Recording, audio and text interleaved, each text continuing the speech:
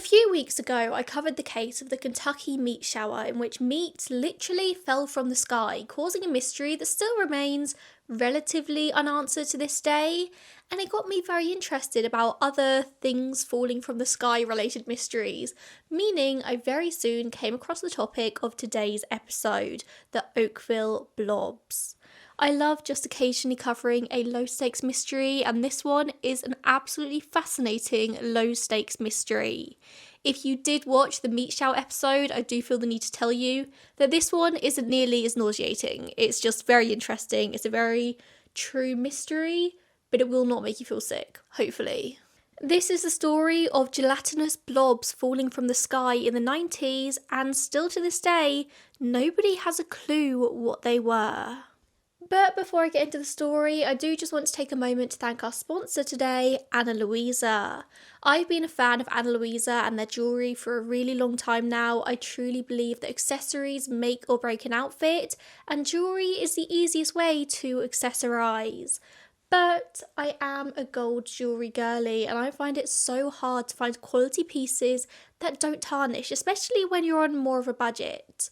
Which is why I am very happy to say that Ana Luisa's sale is live right now. You can get up to 30% off on stunning jewellery pieces available for a limited time only. This sale's not going to be on for long, so check it out now. You have definitely seen me wearing my Ana Luisa pieces in my videos before, like my everyday necklace. This one with a little G I'm wearing all the time at the moment. I also think I'm wearing the other one too, which is pure coincidence. That one also. I forgot to take this off last night and now it's just on my neck. And they've recently sent me 2 brand new pieces for my collection as well, which I know I'm going to get so much wear out of. These are the Ash double earrings. I think these are the mini version, which are something a bit different for me because, like we've already established, I wear gold hoops every single day.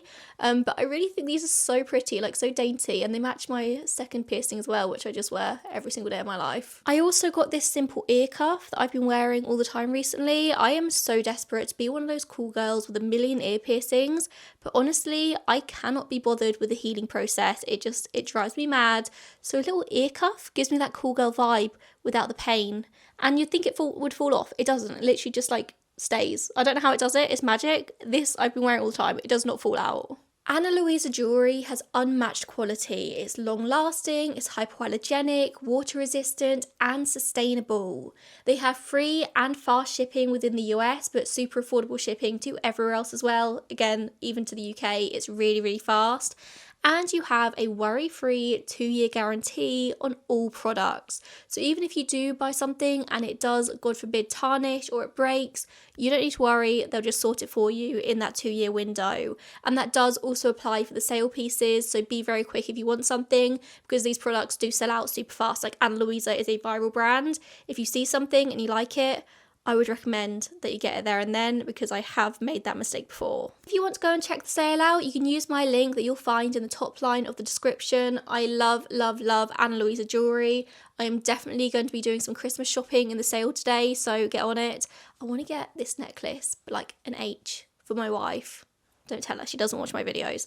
I want to get it in an H, and then I can give her the G one and I can wear the H. And I think that'll be really, really cute. But let's talk about some blobs. So, our story today begins on August 7th, 1994 in a place called Oakville in Washington State in the USA. Oakville, according to Wikipedia, is apparently a city, but a very, very small one, with a total area of just half a square mile. It's surrounded by dense forests, hills, valleys, rivers, making it a pretty remote area. According to the 1990 census, there were just 493 residents, although that would have been slightly higher by 1994. So it was just a tiny community that's still pretty tiny today. I mean, if it wasn't for the Oakville Blobs, most people would have no idea of its existence today. And being located where it is, west of Mount Rainier, east of the Pacific Ocean, Oakville experiences the most stereotypical of the Washington weather. The state is known for its rain and pretty mild mild weather generally. The average temperatures hit about 26 degrees Celsius or 79 Fahrenheit in the summer, and 8 Celsius or 45 Fahrenheit in the winter. Speaking as a Brit coming from England, this just seems like very standard, very normal weather, very similar to our climate here perhaps. But one thing that no one in Washington ever experienced was goo falling from the sky. At 3 a.m. on August 7th, 1994, Oakville residents started to notice a very strange substance falling around them, or at least the residents that were awake. It started off as just your regular rain, but soon it became clear that this was thicker than rain. People driving at this time reported how this clung to their windshields. When they tried to use their wipers, it just smeared across, obscuring their vision. A local officer called David Lacey was out on patrol at the time, and he said he had to actually pull over his car to try and clean this very strange substance off the windshield. He put on a pair of latex gloves before he touched it. He would later describe it to Unsolved Mysteries as very mushy, almost like if you had jello in your hand. In the morning, people across Oakville and the surrounding areas wake up across about a 20 square mile radius, I think it was, to find everything outside covered in a gelatinous substance. It was clear, transparent, and each blob was about the size of half a grain of rice. There was a lot of it, but it wasn't like a solid blanket across the area. The blobs were kind of like gathered in certain areas. It would be clear for a bit, and then there would be the blobs again, then it would be clear again. Like, just looking at it, you'd think it might have been like hailstones, but as soon as you touched it, it was very clear that this wasn't ice. Like, it was squishy. It squished. A local woman called Dottie Hearn stepped outside that morning, and she did notice the very weird substance, but didn't really think too much of it. Like, Dottie was a busy woman, and she wasn't going to fuss over these weird blobs. Like, I'm sure she'd seen stranger things. She lived on the outskirts of Oakville on this huge farm with 29 acres. She had lots of animals and plants to look after. Like, she just had to get on with her day. But then that afternoon, she started to feel incredibly ill. About an hour after she first started showing symptoms, her daughter, Sunny Barclift, found her on the bathroom floor. She was just about conscious, but she really wasn't in a good way. Sunny would later say that her first thought when she saw her mum was whether it was connected to the blobs, because from what I can gather, Dottie was somebody who was in generally very good health. It wasn't like her to fall ill, and Dottie had already mentioned to Sunny that out of curiosity, like quickly that morning, she had touched some of the blobs, but then she just got on with her day, didn't think anything more of it. So Sunny gets her mum to the hospital, but before doing so, she runs outside and collects some of the blobs to take with her to show the doctors, like just in case there was some sort of connection or maybe the doctors knew what it was.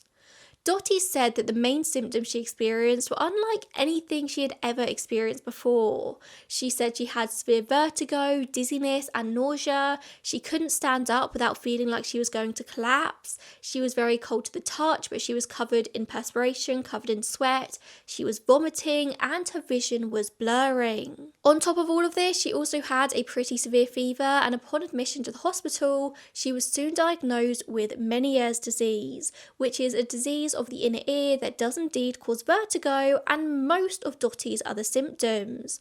It's basically caused by a build-up of fluid in the inner ear. However, it didn't describe the fever that Dottie was experiencing. The doctors soon dismissed Sunny's claims of the blobs potentially being connected, but I do wonder if they later had second thoughts about this, because over the next couple of weeks, there would be 6 more bouts of these blobs that would fall over Oakville, and hospital admissions in the area skyrocketed. Inexplicably, people were coming down with a horrific flu-like illness, which didn't really subside after a week or so like regular flu does. This would end up lasting weeks, sometimes months. People got really, really ill. And this flu-like illness included inner ear and respiratory issues very similar to what Dottie had experienced. So was this illness connected to the blobs, or was it simply a coincidence that an illness took hold of this area at the same time? Oakville, as I've said, was a very small place. It had this real community vibe and spirit. Everyone was mingling all the time. So it's not particularly out of the question that a contagious virus might be able to spread around pretty quickly.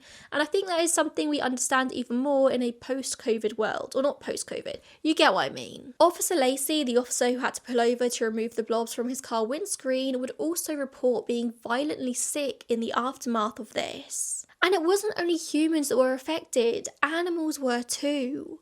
All across Oakville, there were reports of animals suddenly dying.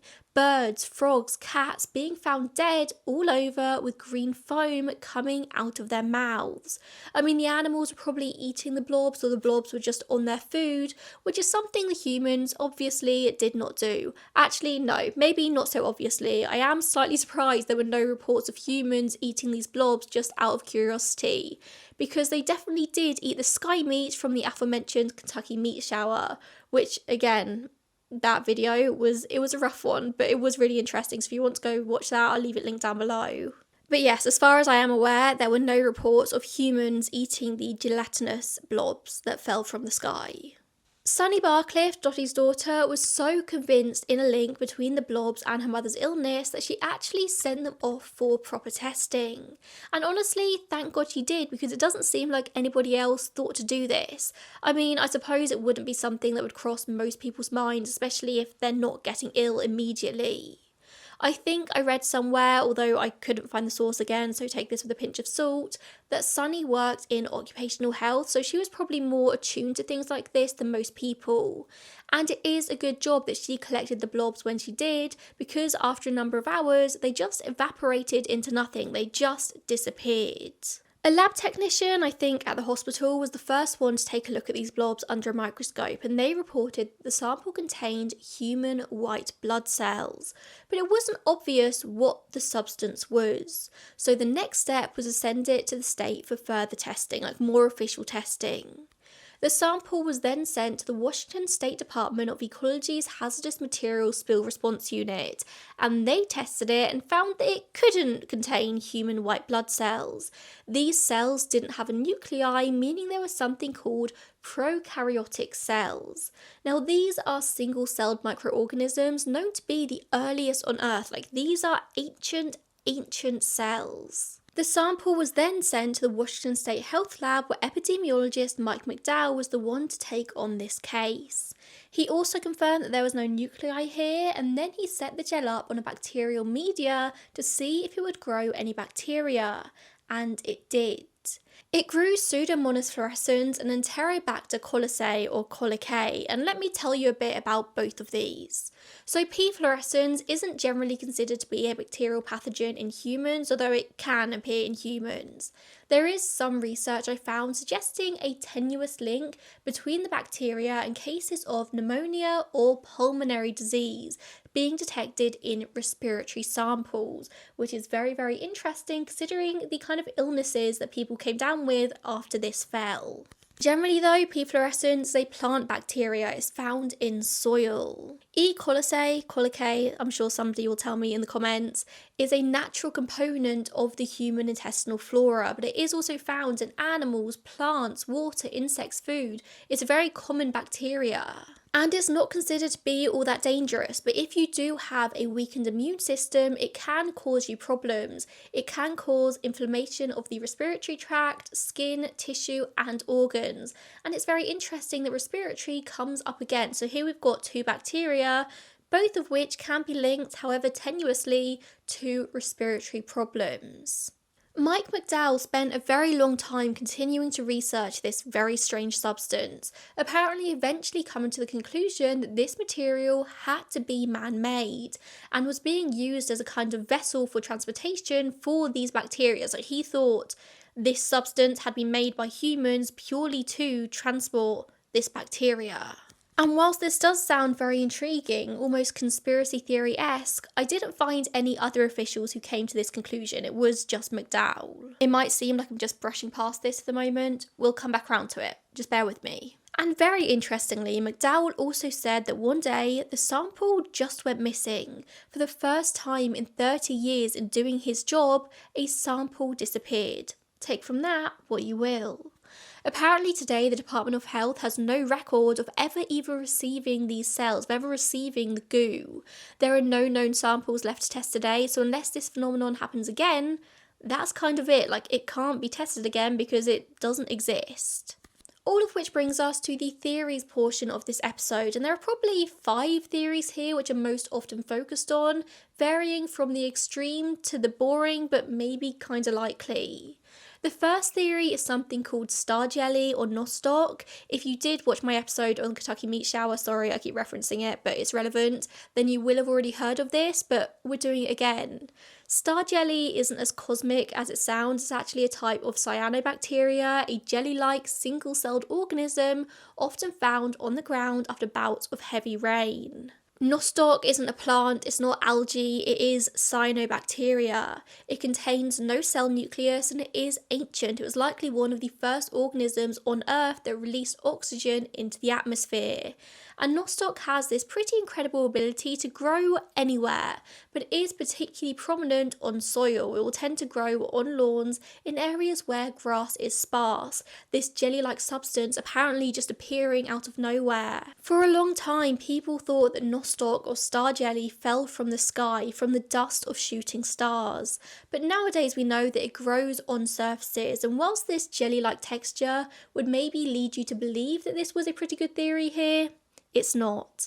First things first, nostoc isn't a clear substance, it's usually a dark blue-green like snot kind of colour, and all accounts from Oakville say that the blobs were clear. There are also eyewitnesses who saw the blobs falling from the sky. The officer literally saw it falling onto his windshield. And say, for argument's sake, that he didn't see it falling from the sky, nostoc, although it does grow in a lot of very unusual places, it's probably not going to grow on a car windshield, like on a glass, man-made car windshield. It would grow on the ground, or on wood, or on pretty much any surface, probably not on a car, or anything like man-made like that. And when it stops raining, when the humidity dries up, nostoc generally tends to shrivel to a black, crusty kind of state. And the blobs didn't do that, they just disappeared. It seems like they just evaporated. So yeah, whilst nostoc being a gelatinous, jelly-like substance that appears on the ground does sound like it could be a good theory, and when I first started my research it is immediately where my mind went, it doesn't quite fit. And so we move on to theory number 2, which is possibly the grossest of our options here: airplane waste. Some microbiologists believe that the substance was human waste being dumped from a passing airplane. Now don't worry, this isn't something that is commonly done. You're not at a constant risk of getting human waste dumped on you by passing planes, but it is something that can be done inadvertently or intentionally in times of great need. For example, like malfunctions can occur on the planes and maybe the waste tanks aren't properly sealed, resulting in leakage. Or in times of emergency, pilots need to drop weight and the waste tank can be emptied.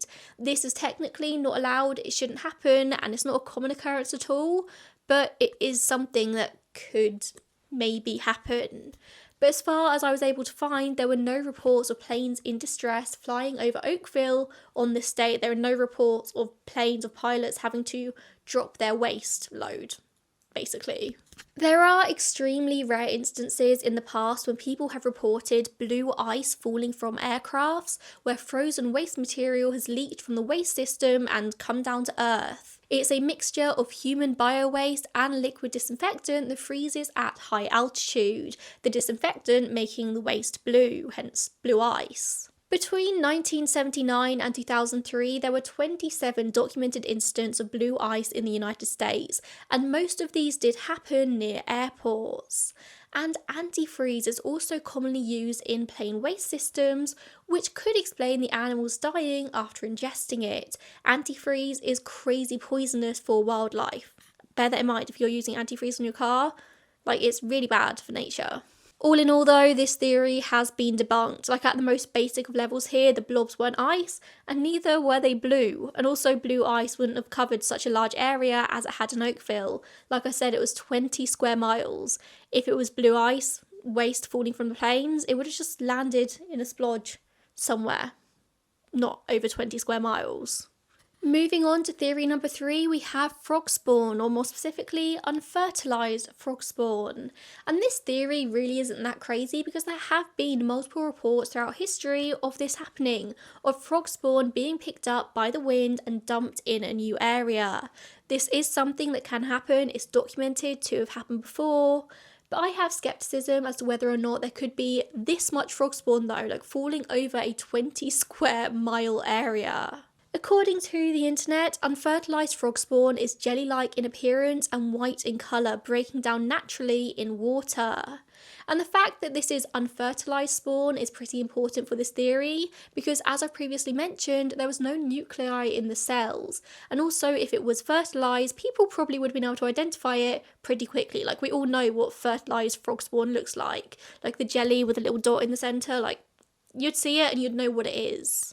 Unfertilised frog spawn is apparently, not claiming to be an expert here, but according to the internet, it does just look like jelly, like clear, white, cloudy, squishy jelly. Frog spawn is laid in clumps in shallow water, and it is possible that if a gust of wind comes along at the right time, at the right speed, it could be picked up and transported, but this theory relies on wind, and I couldn't find any reports of it being particularly windy on this night. And the spawn undeniably fell with rain. It didn't arrive after a gust of wind, it fell as rain. Again, this theory, even though at face value it could make a lot of sense, it's never been substantiated by experts, and I think there are a lot of scientists out there who would be able to identify frog spawn, even if it is unfertilised. Also, frog spawn is kind of like in clumps of jelly, and the blobs were just like little, like half a grain of rice size blobs, but like lots of them falling at the same time. Think of like Orbeez, but like the size of half a grain of rice. Like that's kind of what they look like, but clear. Another theory is that of sodium polyacrylate, a synthetic polymer that absorbs water. It can absorb 100 to 1,000 times its weight in water to be exact, and it's also sometimes known because of this as waterlock.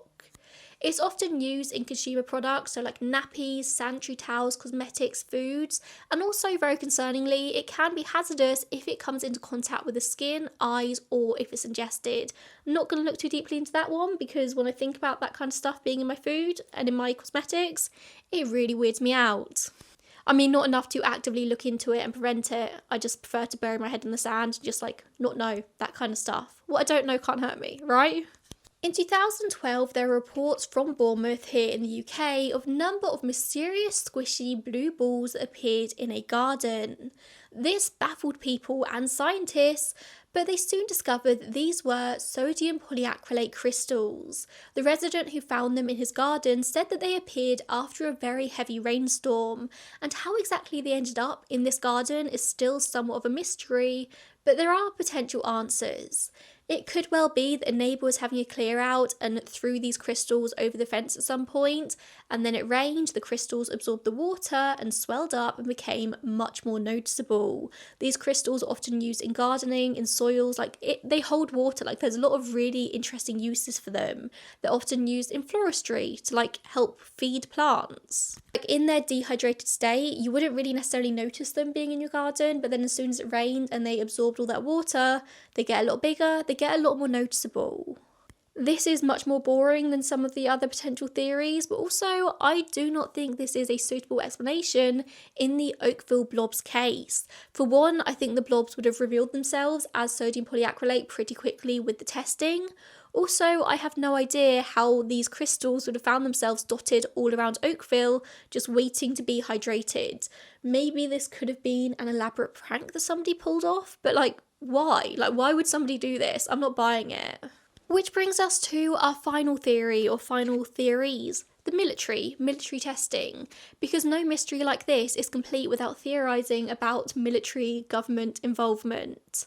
There are a couple of theories along this line. First up comes the story of bomb testing off the Washington coast in the Pacific Ocean, and this bomb testing was indeed confirmed. The 354th Fighter Squadron had been conducting live bombing runs at sea on this night, and the theory is this: that in doing so, they had blown up an entire school of jellyfish, the explosion being so massive that it threw tiny little jellyfish particles up into the atmosphere, which later rained down onto Oakville.